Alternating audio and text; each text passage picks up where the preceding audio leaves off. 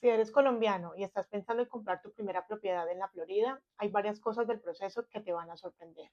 Quédate porque te voy a contar cómo funciona todo. Te digo, no se parece en nada a cómo funciona en nuestro país. En este video te explico qué necesitas y el paso a paso para lograrlo, porque no funciona como funciona en Colombia.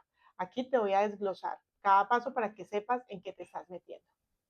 La primera diferencia y la que más me sorprendió es que en Colombia tú no necesitas estudios ni una licencia específica para ejercer como agente de bienes raíces. Simplemente tú vas a la Cámara de Comercio y te declaras como una persona jurídica y simplemente aprendes a cómo trabajar en este oficio. Pero no necesitas un estudio o un diploma, una carrera para poder ayudar a otras personas a vender o a comprar sus viviendas. Aquí en Estados Unidos es completamente diferente. Para poder representar a una persona que vaya a vender o que va a comprar una propiedad, necesitas tener una licencia. Y para obtener esa licencia, como ya lo conté en videos anteriores, necesitas hacer estudio y necesitas sacar un examen estatal. Además, es súper importante tener en cuenta que existen personas que se hacen pasar por agentes de bienes raíces, pero que realmente no tienen la aprobación del Estado para hacerlo. Así que esa fue una de las diferencias más grandes que encontré. La segunda diferencia y una de las que me sigue sorprendiendo, y no solo a mí, sino a mis clientes colombianos, es con el tecnicismo y la legalidad que se maneja todo en ese país. En Colombia, prácticamente, si tú tienes el dinero para dar una cuota inicial y tienes como demostrar ingresos mensuales, digamos que eso tiene un peso gigante. En Estados Unidos, el credit score maneja todo.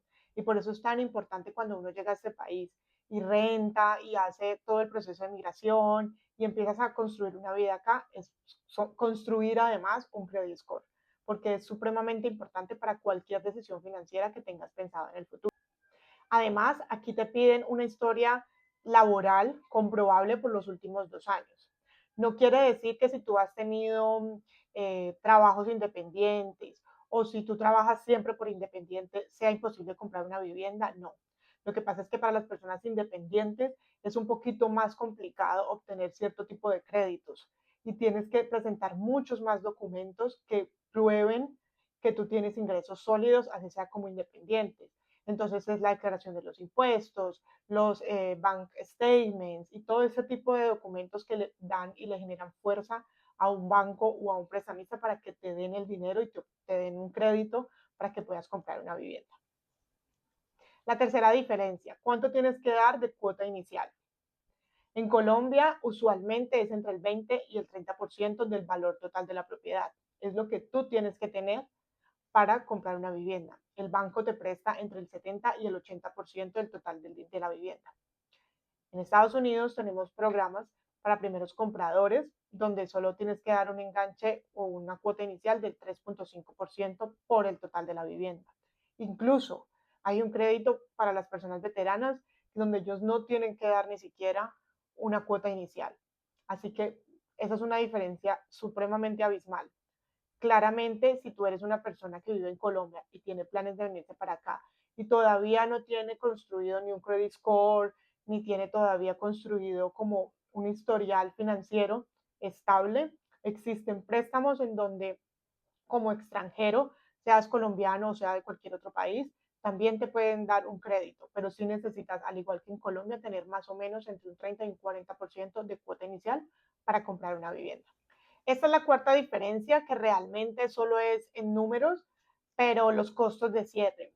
En Colombia es entre el 2 y el 4% y usualmente lo paga el comprador. ¿Que esto es negociable? Sí, pero no hay como una regla establecida de quién tiene que pagar qué. En Estados Unidos es más o menos entre el 3 y el 5% y por ley hay cosas que paga el comprador y hay cosas que paga el vendedor.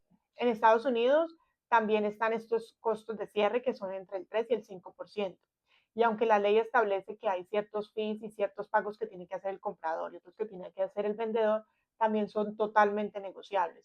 Pero si en el caso del negocio se hiciera sobre lo que establece la ley, el comprador tiene que pagar unos y el vendedor tiene que pagar otros, incluidos los impuestos, incluido el avalúo, incluido el título. Son muchos documentos que funcionan de la misma manera, tanto en Colombia como en Estados Unidos. La última diferencia es la comisión.